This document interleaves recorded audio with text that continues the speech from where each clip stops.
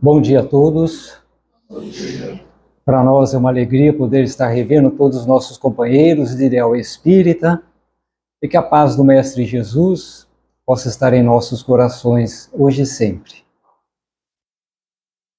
Naquele ano de 2015, foram dois momentos que deixaram uma grande marca na entrega do Oscar, pois houve o testemunho de dois ganhadores do Oscar, nos quais mexeram muito emocionalmente com todos aqueles que estavam lá presentes, assim como também para a transmissão do Oscar, que naquele ano se dirigia ao vivo para mais de 225 países, com mais de 1 bilhão de pessoas assistindo. Quando então, na entrega do Oscar para curta-metragem, o ganhador daquele ano, quando a diretora daquele curta-metragem subiu ao palco para receber o prêmio, a estatueta, ela disse que aquele prêmio ela dedicava a todos os veteranos de guerra dos Estados Unidos, porque o documentário se dizia a uma organização de assistência àqueles veteranos, de atendimento ao telefone, ao que atendia em torno de 22 mil ligações mensais para conversarem e evitarem a autodestruição ou o sentimento emocional que levavam ao suicídio daqueles veteranos. E assim, então, ela complementou a sua fala: eu quero dedicar esse prêmio ao meu filho. Nós o perdemos para o suicídio. Nós precisamos falar claramente sobre suicídio em alto e bom som. Isto é para ele.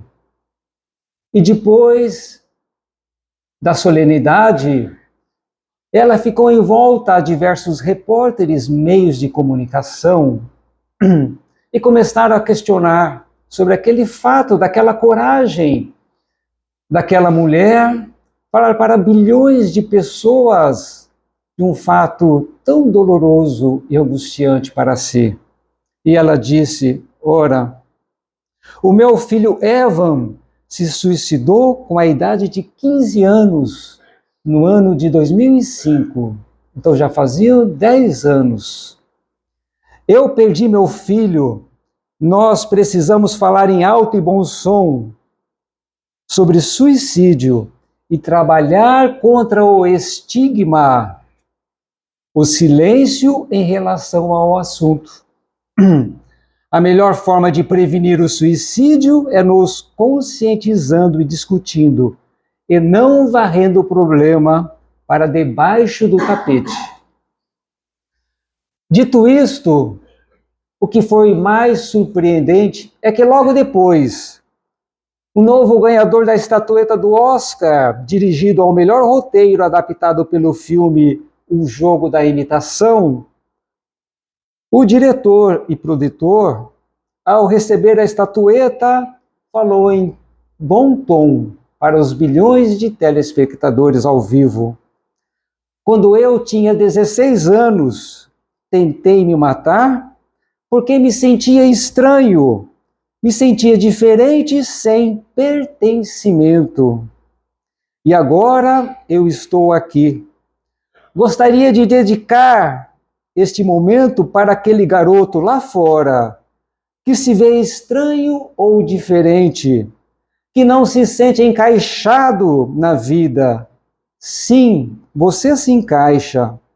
Continue estranho, continue diferente, pois que quando chegar a sua vez, você vai permanecer firme, por favor. e passe a mesma mensagem para a pessoa seguinte. Imaginemos então a grande repercussão daquela época, dessas duas almas corajosas que abriram o seu coração. Em decorrência a isso e demais fatores, é que a Associação Brasileira de Psiquiatria, o Conselho Federal de Medicina e outras ONGs e entidades a nível nacional e internacional abraçaram a causa, iniciaram a campanha Setembro Amarelo, que fala sobre a conscientização da prevenção do suicídio, no sentido de que falar é a melhor solução para que possa vencer o estigma desse assunto, vencer as barreiras e falar abertamente à população, pois muitas pessoas necessitam de auxílio e de ajuda, mas em decorrência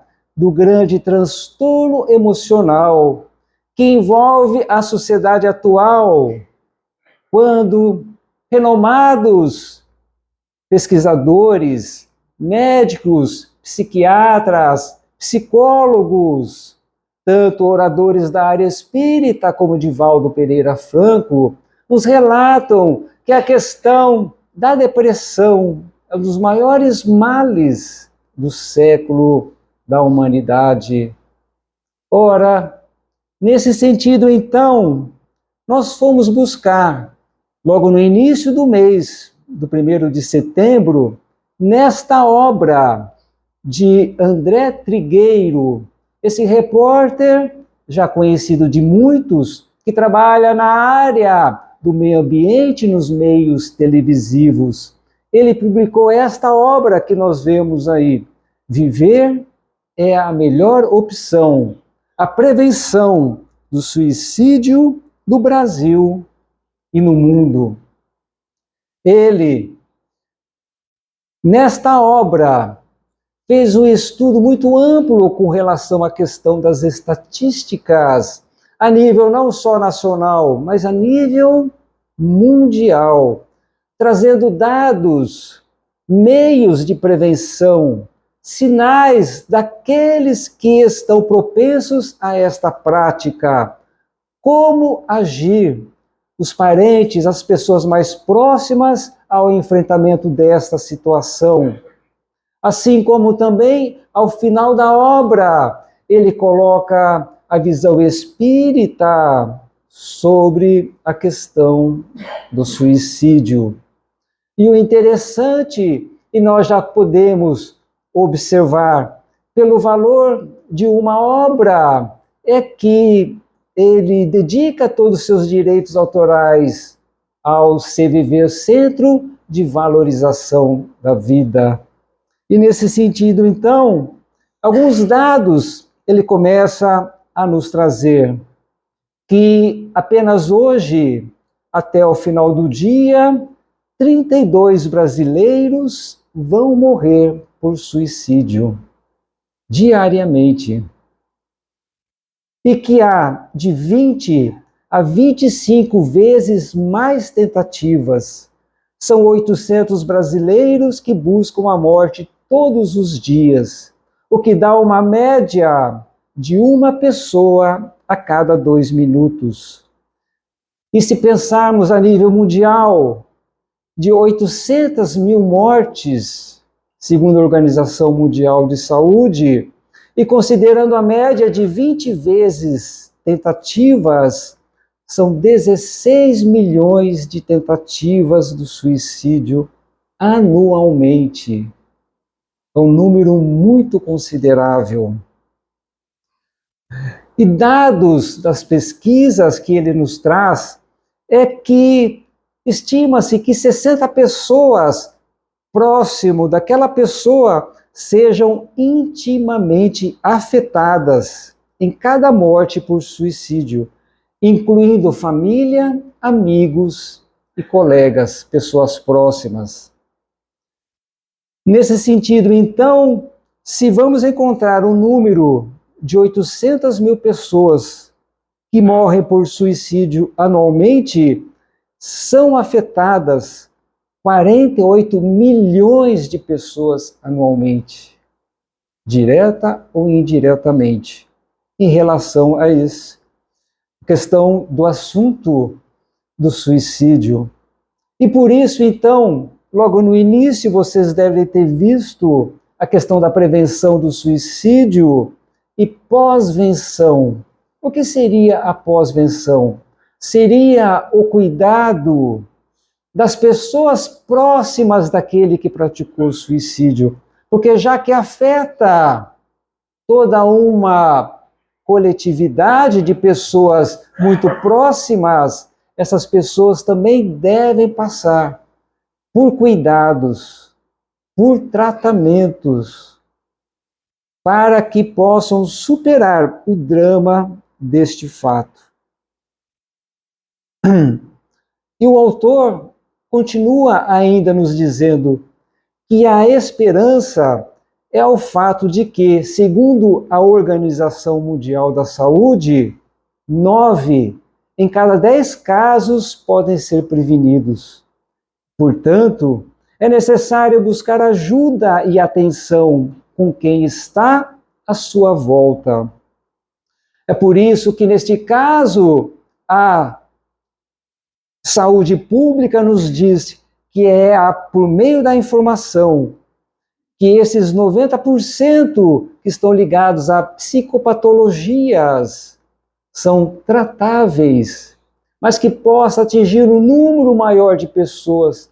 É necessário que a sociedade esteja preparado, esteja atenta para estes sinais que este mal pode estar trazendo a uma pessoa.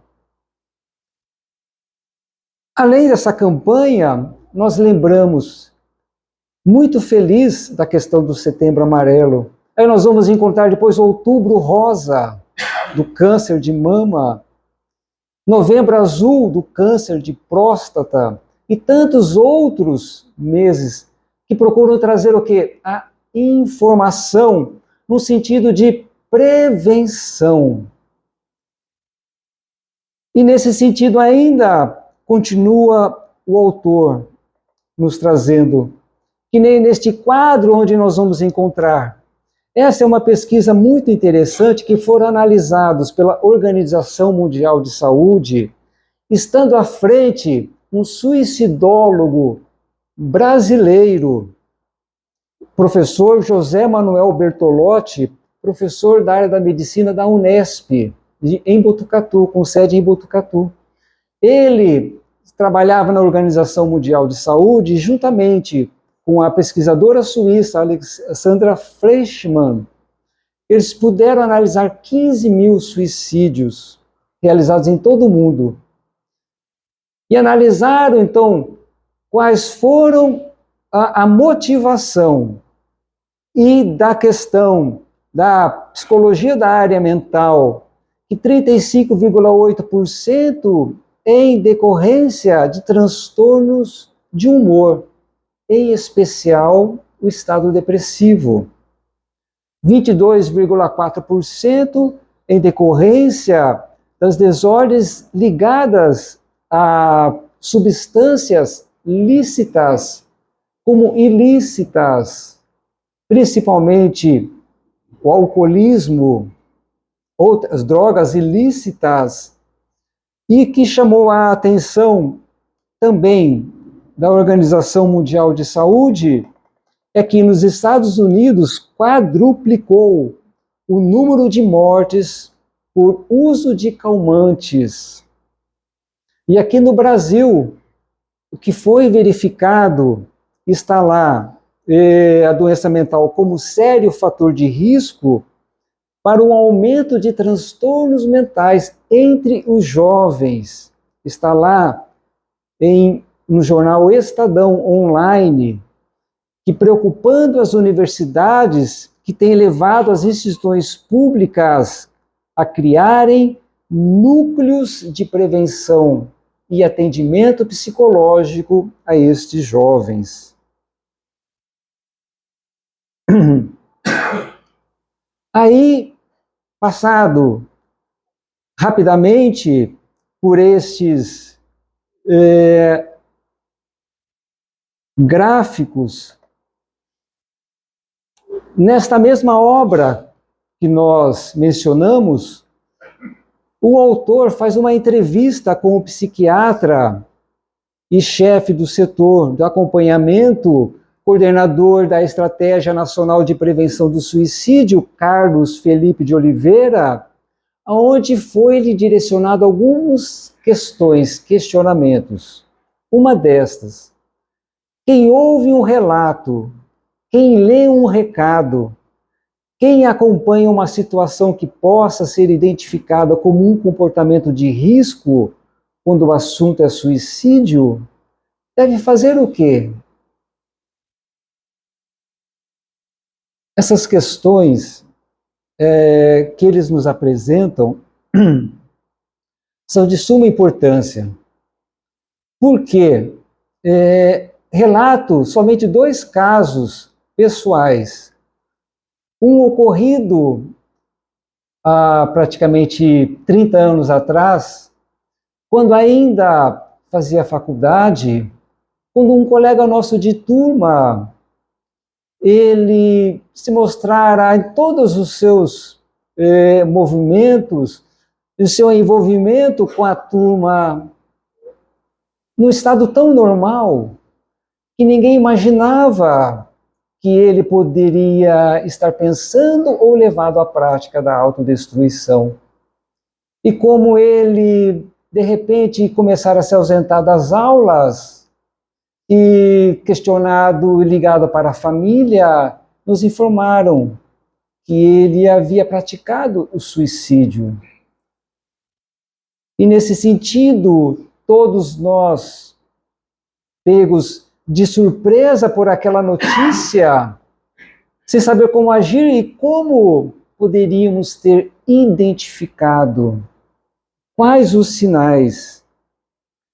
Outro caso ocorrido em uma determinada cidade, onde que nós passamos a trabalhar numa casa espírita, uma cidade de médio porte, quando recebemos a visita de um casal comerciante muito conhecido naquela cidade, juntamente com uma filha, e que uma família tradicionalmente católica, o que nos estranhou a presença na casa espírita, mas foram acolhidos e retornando outras oportunidades, quando eu pude conversar com o esposo, levando-o até a biblioteca e apresentando algumas obras espíritas para conhecimento da família, quando ele, afastando-se um pouco da esposa e da filha, me chama de lado e me diz: olha, estamos vindo aqui em decorrência da minha esposa, porque ela não está bem. Então tá. Anotamos aquele recado, mas passado algum tempo, não veio a notícia muito triste e desagradável de que fora ele quem cometera a autodestruição, não a esposa. Porque, na verdade, quem necessitava de auxílio era ele. Então, o que fazer nesses momentos? Como identificar? Aí, o psiquiatra do Ministério da Saúde vem a responder ao questionamento. O importante é saber que há meios de ajudar, mostrar que há outras alternativas à ideia de se matar. E uma queixa comum é a solidão, da enorme dificuldade de compartilhar a dor e o sofrimento. A pessoa precisa se sentir acolhida, amparada e, principalmente, não ser julgada por aquele que oferece ajuda. Porque um dos sinais é o afastamento, o isolamento. acompanhado de uma tristeza que vai se aprofundando. E esta pessoa tem como se afastar dos próprios familiares, amigos, se isolar. E percebendo esse movimento dessa pessoa, como acolhê-lo, como chegar junto a ele. E aí ele instrui que essa pessoa precisa ser acolhida e jamais julgada.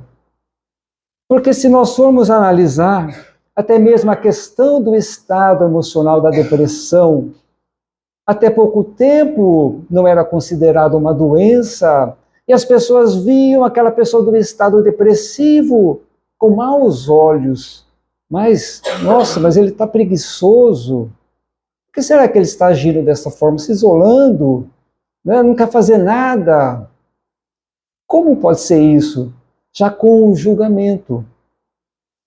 E nesses casos, quando hoje sabemos da questão da gravidade das questões emocionais, da depressão, a ciência abraçando a causa, verifica que é um estado emocional muito grave, então a pessoa precisa realmente ser acolhida no sentido de como você está se sentindo hoje, o que está lhe acontecendo, conquistando a confiança, para que a pessoa saiba que não será julgada de forma alguma, muito pelo contrário, ela será auxiliada com muita compaixão e fraternidade.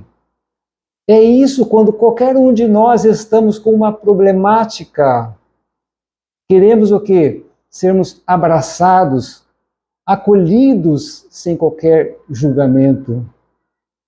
E continua ainda o psiquiatra, que toda dor é importante e precisa ser respeitada. É preciso entender que a pessoa está sofrendo e que há um motivo para ela lhe dizer o que sente. Ora, toda dor é importante. E muitas das vezes no julgamento, olha só, aquela pessoa está tão mal, reclamando tanto daquilo lá, mas só por causa daquilo, isso é motivo para ficar nesse estado? Ora, quem de nós podemos julgar a dor do próximo? Principalmente porque somos espíritos imortais, herdeiros de nós mesmos, de tantas existências. Quiçá, os sentimentos que trazemos de outras vidas, até mesmo o sentimento de culpa, um sentimento de reprovação, uma de dor profunda, uma determinada angústia, que não encontramos resposta na existência atual. O que será que me dói tanto? Eu tenho tudo, não me falta nada. Por que não sou feliz? E aí, nesse estado, a pessoa, não se autoconhecendo, vai se introjetando cada vez mais nesse seu mundo, se fechando cada vez mais. E é necessário que, com todo cuidado, a gente pegue a chave correta para aquela abertura, para que a gente abra com muita delicadeza e possa fazer com que a pessoa comece a abrir o seu coração.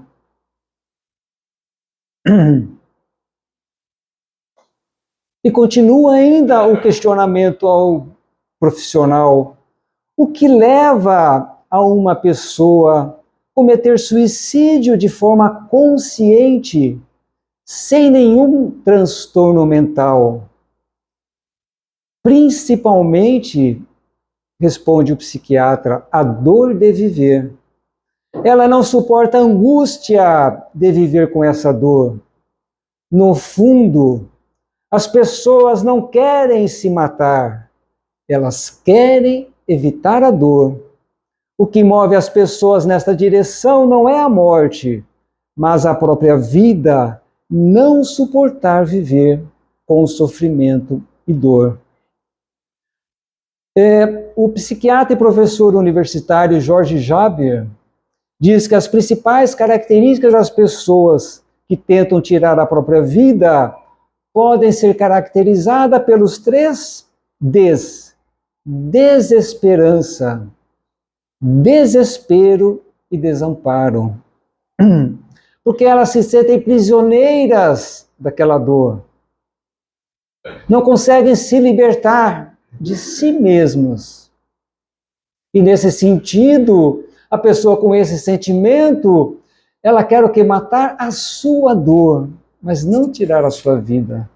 Mas não vê outra saída, não vê uma outra solução, porque ela encontra-se fechada em si mesmo. É quando nós temos uma problemática e nós nos fechamos naquela problemática. Não vemos solução. Enquanto não abrimos os nossos corações e pedimos auxílio a uma pessoa bem próxima, uma pessoa de confiança, uma pessoa amiga, que sabemos que vai nos orientar, mostrar a boa vontade em nos ouvir. E será que estamos mostrando boa vontade na escuta? Porque hoje parece que nunca temos tempo. Já estamos no mês de setembro do ano de 2024. Passou tão rápido. Será porque estamos cada vez mais ansiosos, mais preocupados, muitas informações? Então, estamos dando tempo para nos escutar, as nossas necessidades íntimas, as nossas dúvidas e inquietações, e quiçá o nosso próximo.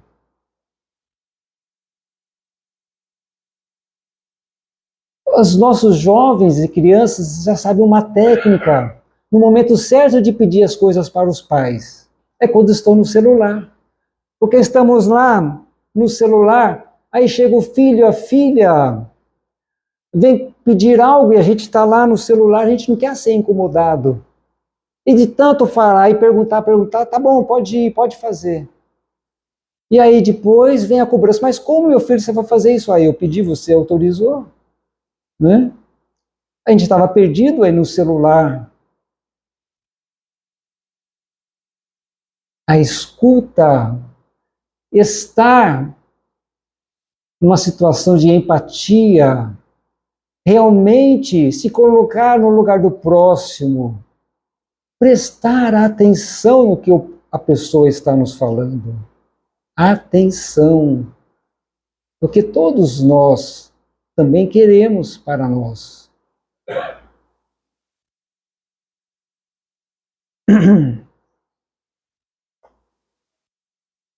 Olha só que Guimarães Rosa nos traz Grande Sertão Veredas. O correr da vida embrulha tudo. A vida é assim, esquenta e esfria, aperta e daí afrouxa, sossega e depois desinquieta. O que ela quer da gente é coragem. O que Deus quer é ver a gente aprendendo a ser capaz de ficar alegre a mais, no meio da alegria, e ainda mais alegre ainda no meio da tristeza. Olha que bacana, interessante.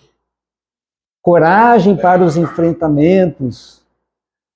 E ele diz uma coisa muito interessante, a coragem é a alegria, mesmo diante das lutas e dificuldades, manter o estado de ânimo firme, com esperança, com fé, com resignação. É fácil? Não é fácil. Porque é normal em nosso estado ainda, neste mundo de provas e expiações, nosso estado de ânimo mais quente, mais frio, né? Porque as coisas realmente em nossas existências hoje estão tranquilas, amanhã talvez nem um pouco mais. Surgem circunstâncias que mexem muito conosco. E assim é a vida. É por isso que estamos aqui, nesse sentido do aprendizado. Todos nós, indistintamente, enfrentamos lutas, muitas.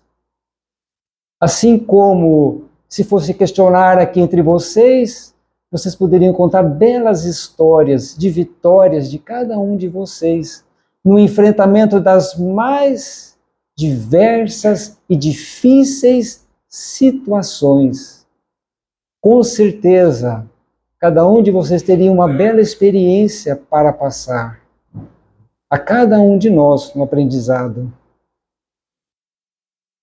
E vamos encontrar lá em O Livro dos Espíritos, na questão 946, quando Allan Kardec questionou aos sempre-vivos que se deve pensar do suicídio, cujo fim é fugir, aquele que o comete as misérias e as decepções deste mundo. Aí os espíritos respondem: pobres espíritos, que não têm a coragem de suportar as misérias da existência.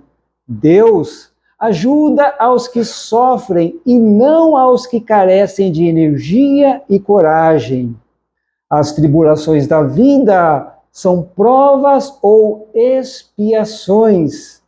Felizes os que as suportam sem se queixar, porque serão recompensados. Mundo de provas e expiações é o nosso estado atual, da nossa necessidade espiritual. Por isso que falamos em lutas e dificuldades. Mas, nada obstante este mundo de tantas dificuldades e obstáculos, também passamos por muitos momentos felizes, muitos momentos de alegria. É um mundo também radiante, nos oferecendo tantos momentos de paz e de amparo e de alegria para todos nós, indistintamente. E o Espírito de Joana de Ângeles vem nos chamar a atenção, nos falando que cada vitória, por mais insignificante que se apresenta, serve de base para futuros cometimentos que facultarão a autoconfiança, o reconhecimento das potencialidades ignoradas que respondem pelas forças morais de que é o possuidor, o self. O que ela está dizendo? Que todos nós, primeiro, que está lá em Evangelho segundo o Espiritismo, de que Deus nunca nos coloca um fardo superior às nossas forças. Jamais. E Joana de Ângeles nos fala que todos nós somos seres em potencial. Carregamos esta potencialidade porque cada um de nós temos o que? O germe divino em nosso mundo íntimo. Esperando o quê? Florescer, desenvolver. E por isso que a vida nos apresenta nos embates, porque nos serve de aprendizado e de nosso fortalecimento. Porque todos nós crescemos nas lutas. Todos nós crescemos nas lutas. E ela nos fala, então, que cada vitória, por menor que seja, e esta vitória é interessante porque ela fala aqui em aquisição das forças morais, que nós vamos desenvolvendo cada vez mais, mas são as nossas vitórias conosco mesmo.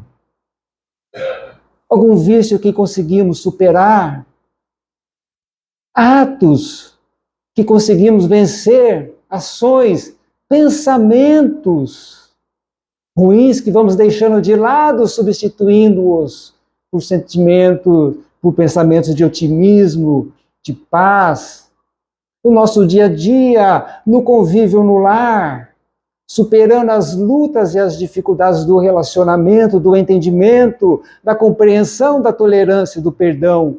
são vitórias, são nossas vitórias. E aqui também falar de nossas vitórias intelectuais, do esforço que cada um de nós fazemos em nossas tarefas diárias. Tudo isso representa um esforço, o vencer. E por isso, cada vez mais, essa aquisição da experiência da autoconfiança, gerando mais essas potencialidades que somos os seres espirituais. E é por isso que quando a gente passa por um obstáculo, a gente olha para trás e vê, até que não era assim tão complicado, tão difícil superá-lo. E logo mais se apresenta um outro, porque nós conseguimos vencer aquele, e porque nós vencemos, a vida nos oferece outros obstáculos, e vamos transpondo, muitas das vezes até rastejando. Mas o importante é não parar, não desanimar, não desesperançar, mas sim continuar.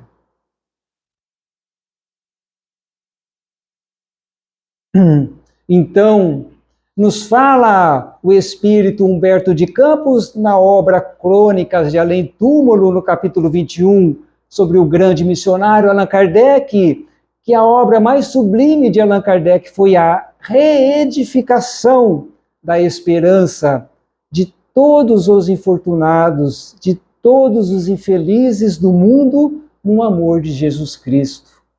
Trazendo até nós novamente a mensagem acalentadora, salvadora do Mestre Jesus, nos enchendo novamente de fé, de esperança. Bem-aventurados os aflitos, vinde a mim.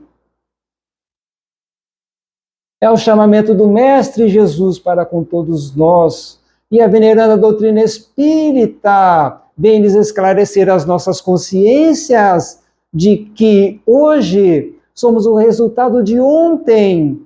E se de ontem os nossos resultados foram infelizes perante a nossa consciência, a consciência cósmica, pelos nossos atos, se hoje passamos por lutas e dificuldades graves, é porque estamos o que nos readequando e reconquistando a nossa consciência para nos aproximarmos à consciência cósmica, ao reencontro com o Mestre Jesus, dando os passos equivocados, pisando hoje em pregos, sangrando, mas sabendo que são os nossos próprios passos nos corrigindo de nossos equívocos no passado.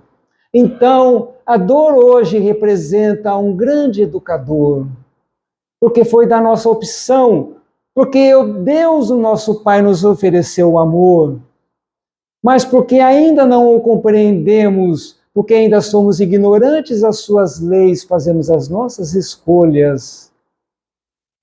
E porque temos que crescer, temos que progredir, nos vem um remédio amargo quando não reconhecemos o seu convite. Mas hoje, por meio da veneranda doutrina espírita, o Mestre Jesus retorna, convidando a todos nós. Então, lá no Evangelho nos traz que a calma e a resignação, auridas da maneira de considerar a vida terrestre e da confiança no futuro, dão ao espírito uma serenidade, que é a melhor prevenção contra a loucura e o suicídio. Olha que interessante. Naquela época, a preocupação dos espíritos com relação à questão do suicídio, a calma, resignação e a confiança no futuro, dá-nos uma serenidade, que é a paz.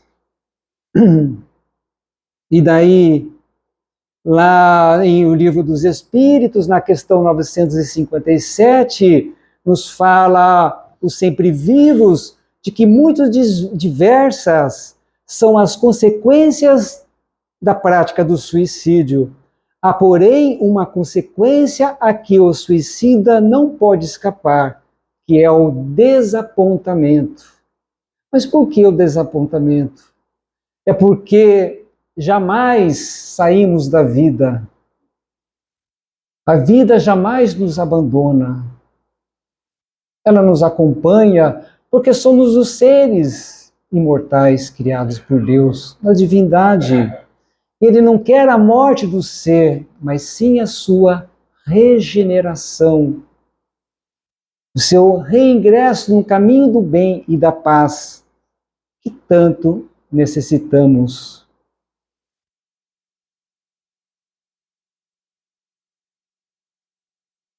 E aí, por quê? Necessitamos de um e de outro. Nós trouxemos uma música para a nossa meditação, que graças aos nossos companheiros, a Patrícia, o Oran, né, o Gazaneu, acho que vai dar certo, né, gente? Acho que o Douglas também nos ajudou também, né, para que dê certo aí. Foi o nosso planejamento, né? Quem souber cantar e quiser, gente, pode ficar à vontade, tá? Vamos suavizar os nossos corações, né?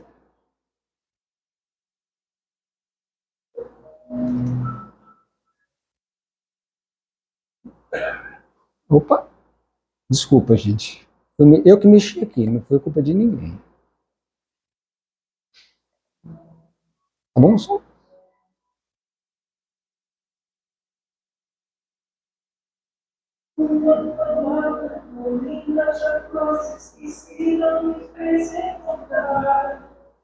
Oremos sete letrinhas e todas juntinhas se cativar é e não tem que alegrar o fim da dor que a mim vem que levar de saber nossos sortes criou. Responsável tu és pelo que cativou. Deserto tão só, entre homens te veio, contemplar, cativar, viver perto de alguém. Contemplar, cativar, viver perto de alguém.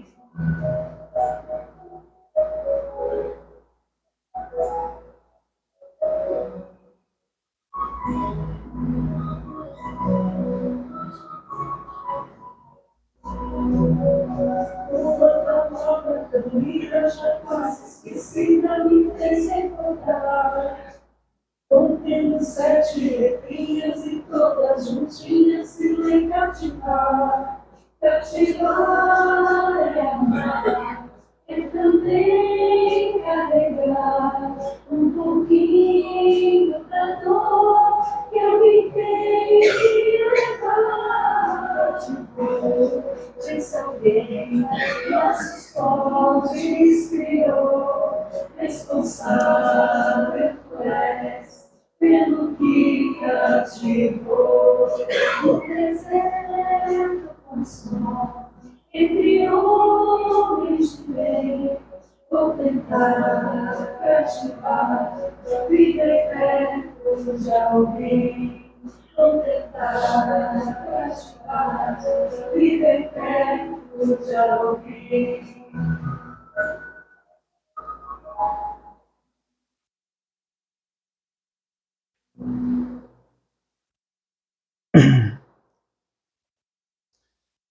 Já finalizando, olha que interessante que nos traz Joana de Ângeles na obra Conflitos Existenciais. Sempre que alguém se predispõe a auxiliar, experimenta forte empatia que resulta de contínuas descargas de adrenalina estimuladora, que encoraja para novas realizações e bloqueia os temores infundados. Olha que coisa maravilhosa, gente. Sempre que a gente se predispõe a auxiliar, a abraçar, a consolar, de alguma forma a outra pessoa, Isso está beneficiando a quem? A nós próprios.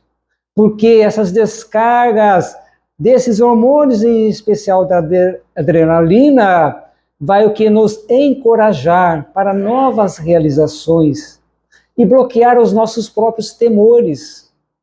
A gente vai se fortalecendo com a dor do próximo. Nós vamos levar a nossa dor, mas vamos abraçar a dor do nosso próximo e nós vamos sair fortalecidos deste auxílio. E já finalizando então, agora prometo finalizando, no próximo nós vamos utilizar Permita a Casa como prece final, tá bom? Uma mensagem da mentora espiritual aqui desta Casa Meimei, uma leitura de Chico Xavier. O nome é Confia Sempre.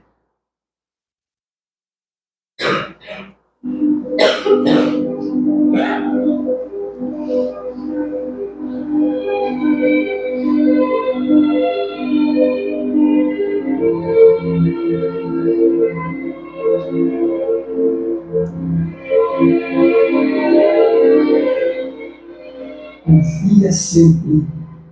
Não percas a tua fé entre as sombras do mundo. Ainda que os teus pés estejam sangrando, segue para a frente, erguendo a coluna celeste acima de ti mesmo. Crê e trabalha, esforça-te no bem e espera com paciência. Tudo passa e tudo se renova na terra, mas o que vem do céu permanecerá. De todos os infelizes, os mais desditosos são os que perderam a confiança em Deus e em si mesmos, porque o maior infortúnio é sofrer a privação da fé e prosseguir vivendo.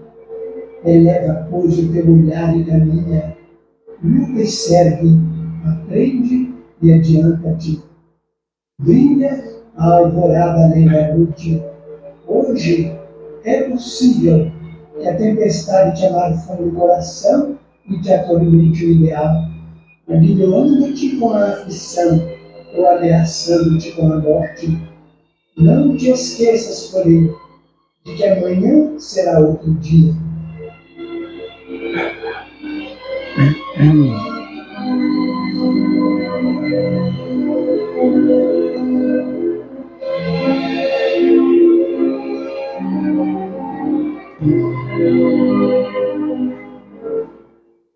Agradeço pela atenção de todos. Devolvo novamente a palavra à casa.